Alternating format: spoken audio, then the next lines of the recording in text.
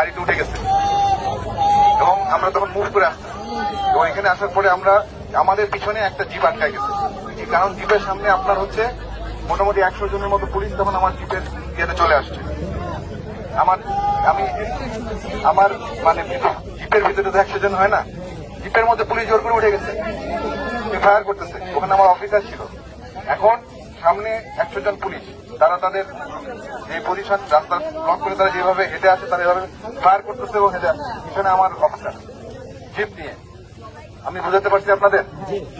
তারা কিন্তু ফায়ার করতে করতে বাইপাইল পার হয়ে পলিবুদ্ধ হয়ে এই পর্যন্ত এসে তারা এখানে আত্মসমর্পণ করছে। তারা জানে তারা যেভাবে আসতেছে এটা ঠিক না। তারা যেভাবে নির্বিচারে গুলি চালাচ্ছে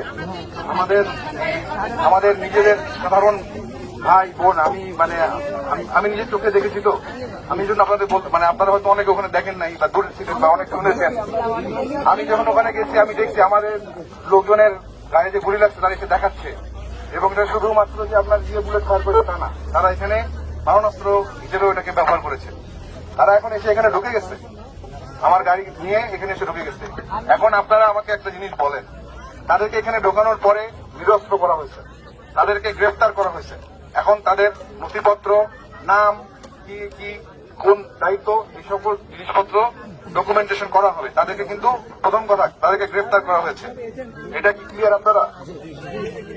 আমাদের ডিভিশনের জিওসি মহোদয় বলেছেন তাদের উপযুক্ত বিচার হবে।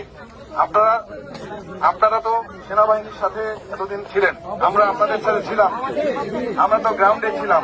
দেশের জনগণের যান মালের নিরাপত্তার দায়িত্ব আপনাদের। আমরা একটা অনেক বড় সমস্যার সমাধান করে আজকে এখানে এসে পৌঁছাইছি।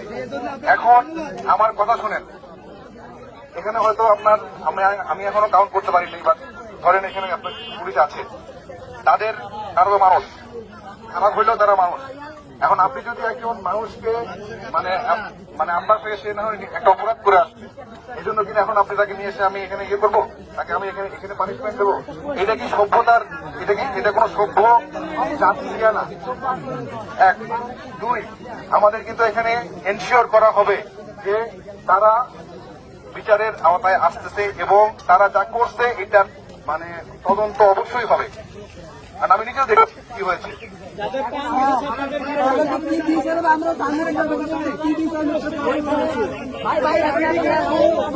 আপনারা সবাই বলবেন না, দাঁড়ান। আপনারা আমাকে একজন করে বলেন যে আপনাদের আর কি জানতে চান।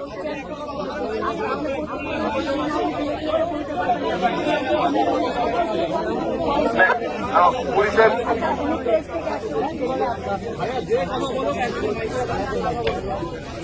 সাংবাদিক